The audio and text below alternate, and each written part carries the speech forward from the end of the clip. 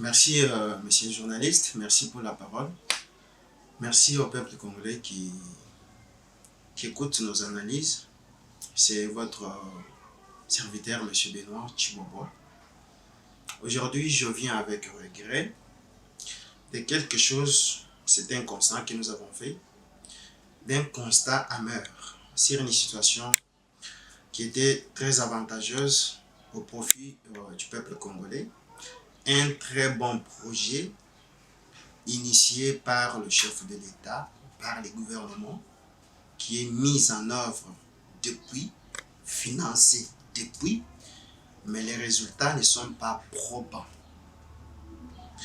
Les résultats escomptés ne sont pas vraiment satisfaisants. Je parle du projet 145 territoires. Ce projet qui a fait buzz, qu'on a parlé dans tous les médias, est voué à l'échec. C'est un projet échoué. Et comme nous avons eu une révélation un jour, que les projets, l'argent de financement des projets viennent, on partage, et puis on voit le reste après. Je crois que ça s'est passé aussi comme ça avec les projets 145 territoires. Je prends le cas du Kassai central. Au Kassai central, nous avons comme chef d'œuvre la BESECO. C'est la BESECO qui pilote en grande majorité les projets des infrastructures, que ce soit routières, hospitalières, écoles, universités et autres. Mais nous constatons sur terrain rien. Il n'y a que des discours.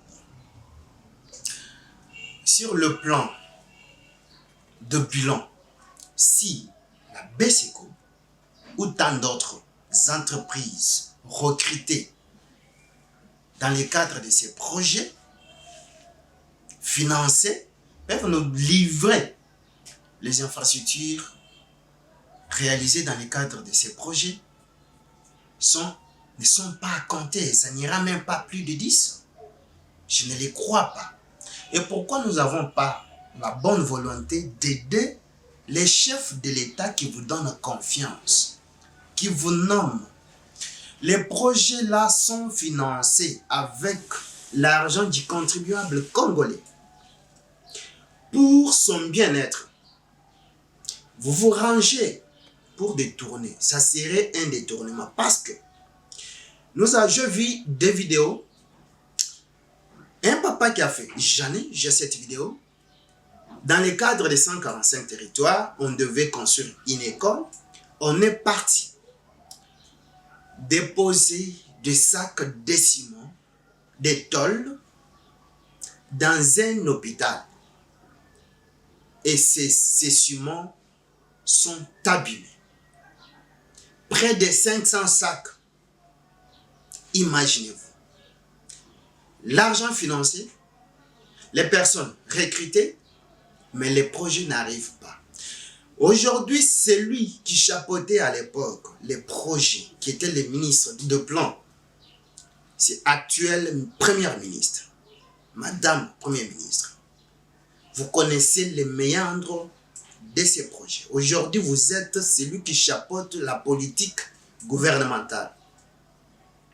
Vous pensez et vous avez pensé pour d'autres projets qui doivent être financés pour structurer encore de l'argent, mais les projets qui étaient financés parce que l'argent était déjà bouffé, vous ne faites rien comme suivi. Est-ce qu'on doit être dans un pays où dans le ministère, dans les entreprises, nous n'avons pas un plan, que ce soit opérationnel ou stratégique, de la politique du secteur, où chacun doit venir dans un poste, créer ces projets pour soutirer de l'argent. Pourquoi nous n'avons pas la bonne volonté d'aider le chef de l'État et d'accompagner ce peuple qui souffre? Nous avons un projet de gratuité de couverture santé universelle. Ça demande des infrastructures hospitalières, des centres de santé, des hôpitaux et autres. Nous avons projet ou programme de gratuité d'enseignement. Ça demande la construction des écoles. Mais les projets 145 territoires, c'est un développement à la base. Donc, on construit des routes, des écoles, des hôpitaux, des bâtiments administratifs, dans les territoires, dans le secteur, dans le ville.